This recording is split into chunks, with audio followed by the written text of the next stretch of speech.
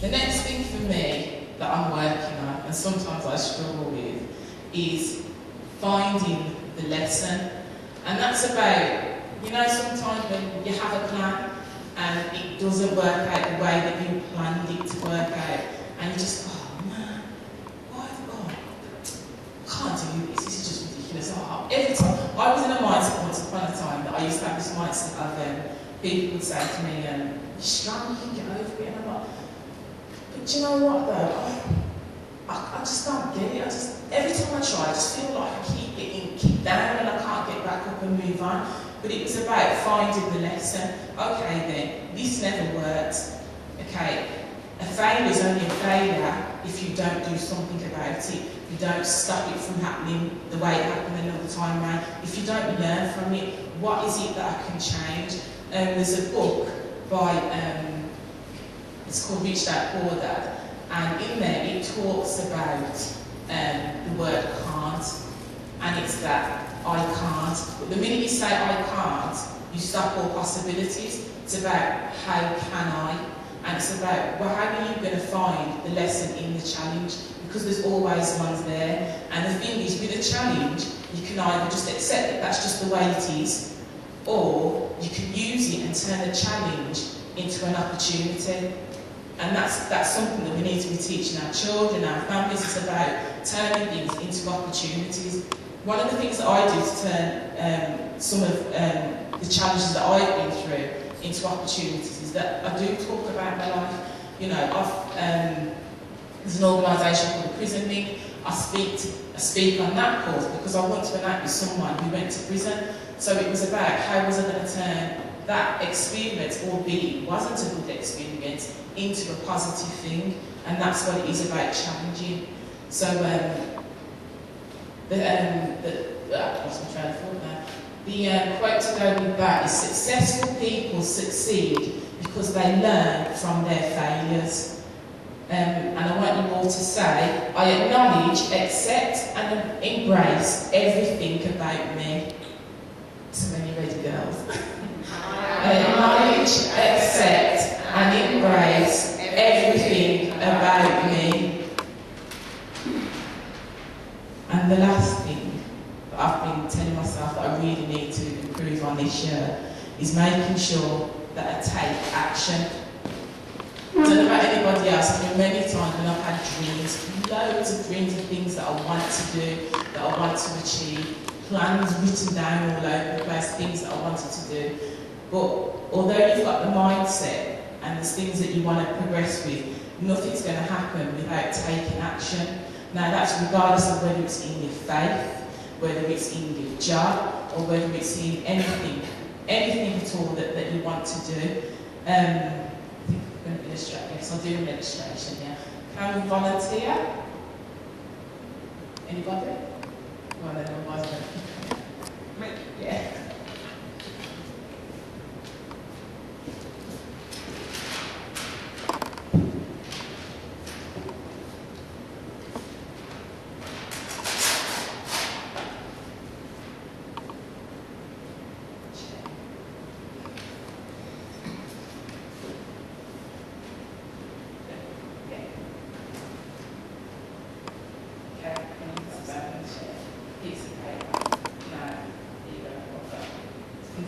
Contemplating on whether to threaten her with water here.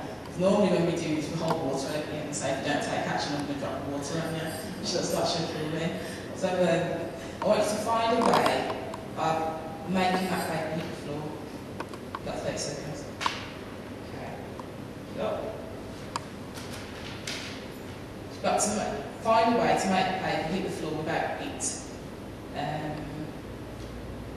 Find a way of stopping the paper from hitting. Drop the paper without it touching the floor.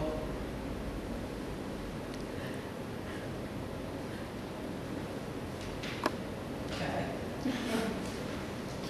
Okay. Drop the paper without it hitting the floor, without using your knees. I'm going to get water. But you had to think and take action. And that's the other thing about taking action. Sometimes we take action because it's just something we have to do in our jobs and our daily life.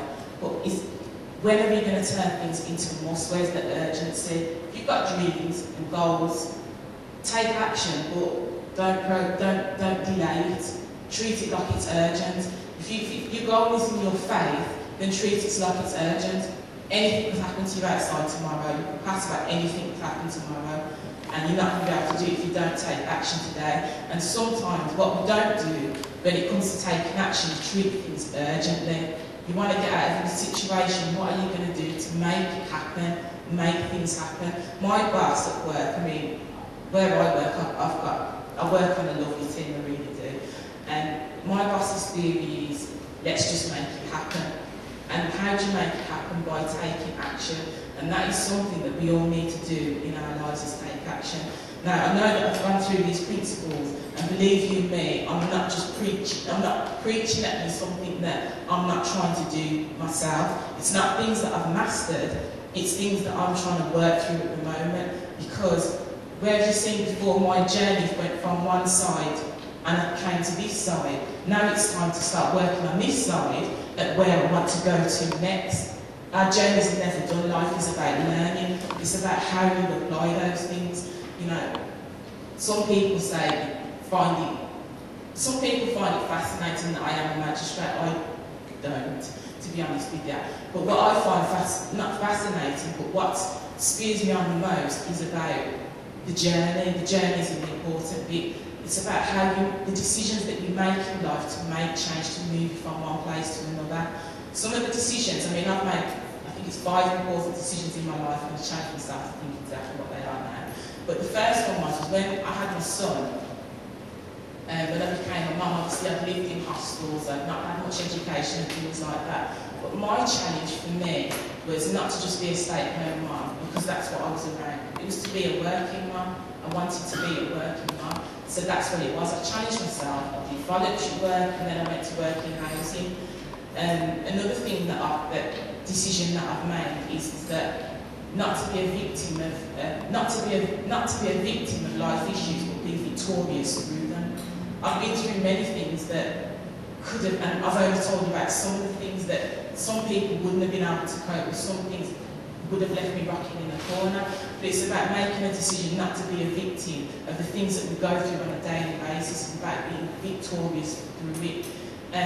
Also, one of the other things was to follow God, because at the end of the day, you know, I know that it's Him that's brought me to this place, and without that, I don't know where I would be, in all honesty. And there's other decisions that I've made, but I just think they're important to us as women to make decisions in our lives for ourselves, because it affects our community. I was thinking about talking here today, and I was trying to think, like, from a woman's perspective, what is it that's so important about journey? And then I remembered my nan.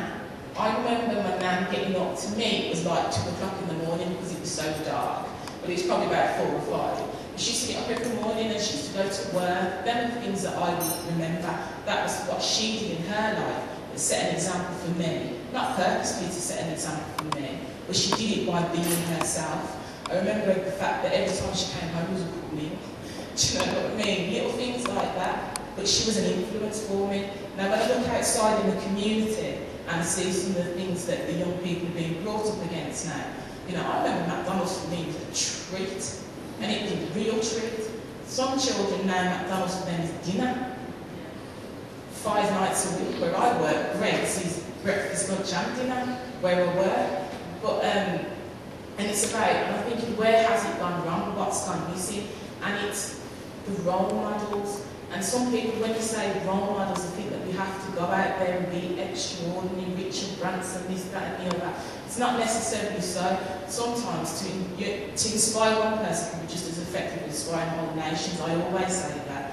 And just by being yourself and being true to yourself and really stretching out and being that little bit extra to make yourself extraordinary in the eyes of young people, we can influence our communities as individuals and as ambassadors of women, of our culture, of every part of us that makes up our identity. So I hope you found some of that useful, and it's been great sharing.